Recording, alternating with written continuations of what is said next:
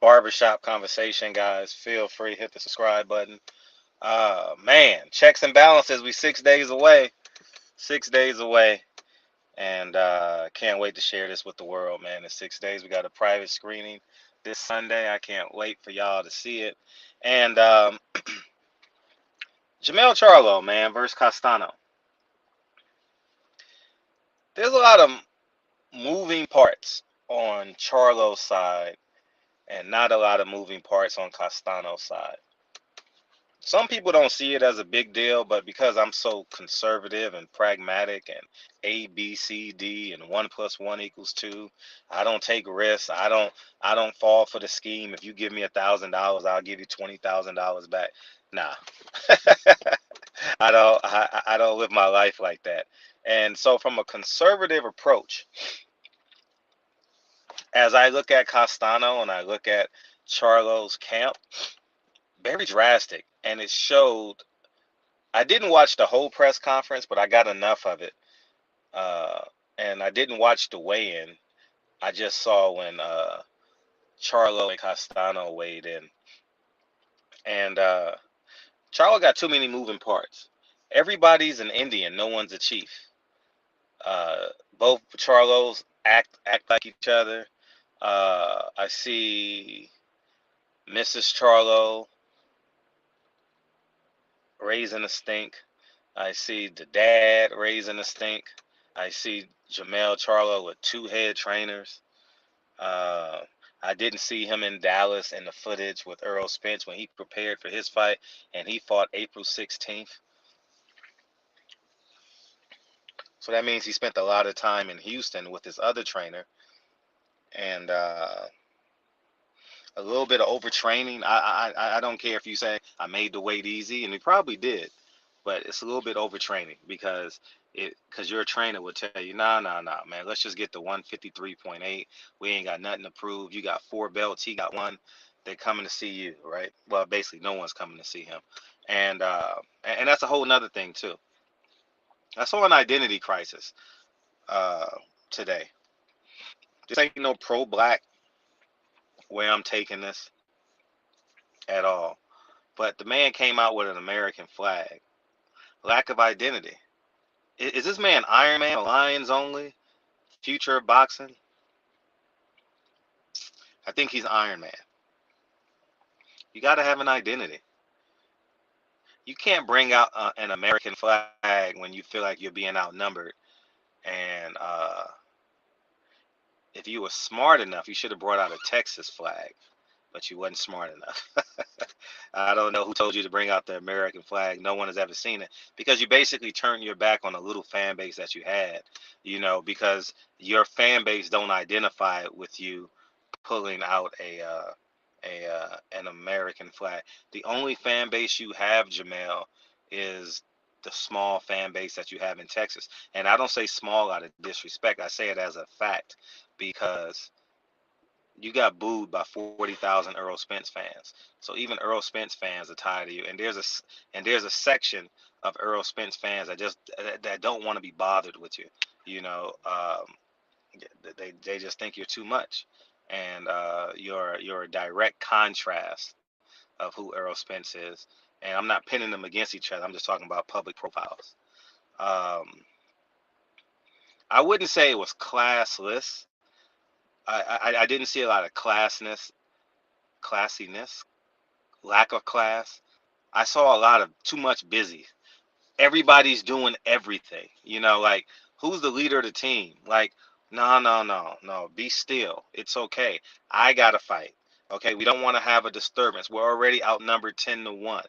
All right. We don't want nothing going on in the stands while my kids and my wife are in the stands. We don't want that. We're outnumbered. So here's what we're gonna do. We're going to be a stealth bomber. We're going to be sleek. We're going to be smooth, and we're going to be efficient. And we're going to win this fight. And I'm going to thank him for giving me the opportunity. I'm not going to disrespect him. But when I give my interview with Ellie, you know what I mean? I'm going to say what I really, really want to say, And I like how he threw that in my face, right? My face, me being black, right? And it's not about black or white, Jamel. It's about you building your fan base. And Al Heyman's pretty much given up on it. You don't see it as such because you're fighting once a year and you're making $2.5 million, whatever you're making for this fight. I don't know. Don't care. But he took you off pay-per-view. He won't give you a fight in your hometown. San Antonio is University of Mexico. Everybody knows if you have a fight in San Antonio, Leo Santa Cruz, uh, Maidana versus with Garcia as a trainer, uh, Adrian Broner. You got Sergio Lipinets versus Mikey Garcia. You got Chavez versus Pernell Whitaker. You've never had a fight in your hometown. Al Heyman has brought you here and you never built your fan base, but he's taken Earl Spence back home to build his fan base. And I think there was just a lack of gamesmanship and game planning from your team's perspective. And I genuinely believe that's going to play out in the ring. Um, I think you're going to be wound up like a car, but I think you're going to be the car that's stuck in the corner. You know what I mean? You ever hear that car that's stuck in the corner? Y'all don't. Some of y'all have kids. Y'all know exactly what I'm talking about. And and and and and the, and it gets stuck underneath the couch, and it's just that's Charlo. That's gonna be Charlo tomorrow night. Castano is gonna be efficient. He's gonna be uh, he's gonna make it look easy. I believe he'll make it look easy. Charlo is gonna be a one-shot fighter, one shot at a time fighter, I should say. You know, and yeah, one shot at a time. And I think Castano's gonna make this look easier than what it is. You know, uh, it's just too much going on in Jamel.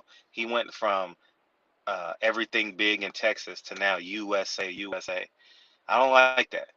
I don't like that as it pertains to his confidence and lack and searching for an identity. He knows he doesn't have a fan base. You know, nobody's going out to see him. Nobody. You told me, fuck me, fuck my money. You know what I mean? And I'm what, 16 miles away from your stadium? I would have went in a heartbeat 3 years ago. You know what I mean? You couldn't. I don't care about a credential, and I would have went to support you in a heartbeat. In a heartbeat. But I can't see myself to root for you. And I know I speak for a lot of people. You know what I mean? You've disrespected so many people. I'll slap the shit out of Blue Blood, and you know what I mean? And it's gonna show tomorrow night. The same way Sean Porter disrespected Earl Spence and everybody stopped going to Sean Porter fights, is gonna be the same exact way. You know, no one showed up for Sean Porter at the StubHub Center. No one showed up for Ugas either. And you're gonna learn that tomorrow night. You're gonna learn the hard way. And it is what it is. This ain't no hate video. This is just spilling the facts. And you got you got to nurture your fan base. You got to build your fan base. No one cares about how much money you have and this and that. We all know you're rich, man. We already know we being hustled. Fans already know they being hustled, man. You know, so I mean, you know, so what's the first thing that came out of Earl Spence's mouth? I appreciate everybody spending their hard-earned money in this Texas accent. You know what I mean? You got to do that, man. Oh, I remember the Danny Garcia fight. He bent over the rope and said, "Cut that out, man! Not here, not here." I was like, "Yeah," because I want to take Lincoln to a fight. This would have been the perfect fight for me to take Lincoln to. I'll be honest, I don't feel safe. I'm gonna keep it a buck. Some people say, "Oh, you scared? You're a coward." Nah, nah, nah. Y'all never been to StubHub Center, and I say this respectfully. This ain't no shooting shots, but when them Latinos get their drinks in by the main event, shit. I've always been in a lower bowl, so I understand. I Everybody that's done a fight, ask any media member, Mexican, black, whatever it is, they know if a Mexican pissed them off or they have an overzealous non-Mexican fighter, oh, you getting some beer thrown at you. You don't believe me? Ask Victor Ortiz. A Mexican fan literally threw a pizza box at him because they were disappointed in him. That's what it is, you know. And I don't feel safe going to that fight. I've seen at least 20 fights at StubHub Center, and I'm not blaming this on PBC. This ain't no just PBC thing. This is a everybody promotions. All right, this is an LA thing and StubHub. You know what I mean? Lack of security, whatever it is, it's the energy or whatever it is. There will be a fight at StubHub tomorrow night, and this ain't just no Al Heyman production. It's happened on Top Rank production. It's happened on Golden Boy production and Triple G, HBO, whoever, Tom Loeffler, you know. So I've seen it all. I've never, I would say, for real, 6 out of 10, there's been fights at StubHub Center. 60% of the fights, there will be fights in the stands at StubHub Center. It's just something about that arena, man. Something about it. So, but anyways, y'all be careful if you're going. Be respectful. Um, and I got Castano winning this fight pretty easy. He, I do. He gonna get clipped once, but it ain't gonna be enough because he's gonna be inside of Charlo's chest, and Charlo's gonna spend a third of this fight on the ropes, and that's gonna be his demise. And Castano's gonna be the busier fighter. He's naturally the busier fighter, and he's gonna win. And I see it as an 8-4 victory, more closer to 9-3, as it pertains to Charlo. That's the way I have it. Is it? Some people may say it's personal, it's bitter. I have no respect for him. He don't respect how hard I work. I work so hard. I work so hard not to conform and get a check from somebody. You know what I mean? I work so hard. So uh, he doesn't respect my work ethic. He doesn't respect that I I bust my butt every day to provide for my family. Bust my butt every day, and uh, he doesn't respect that. And I'll never respect anybody. I don't care who you are. If you don't respect my work ethic and and a and a little bit of crumbs that I build to build my little fortune, and that's why I don't take people's money for granted because I don't know how they made it. I don't know if they had to borrow money to sacrifice or what they had to do to say I'm selling a film for whatever because I got 2 films out. So whatever I'm paying, whatever I'm charging for the film, I'm grateful that someone took the time to spend their money. You know what I mean? I don't say, oh, I don't want no broke ass Canelo fans not supporting me. How would I say that? Why would I say that? I could think it, but I'll never say it. You know what I mean? And I just said it, but don't take it out of context, right? Within the context of this video. So, anyways, man, I appreciate y'all. This broke ass Wilder fan is signing off. I'm going to the about to go the last day of editing this film, and we'll do it like that. So I got Castano winning 9 rounds of 3, and I think it's gonna be easy. I think it's gonna be it's gonna be it's gonna be a mental strain on Jermell Charlo. It's gonna be a very mentally challenging fight for Jermell Charlo. That's how I see it, and that's what I believe. So, mental challenge fight. It's gonna be. Is he mentally strong enough? I don't know. I don't believe he is. And uh, we'll see. Barbershop Conversations. Feel free to hit the subscribe button.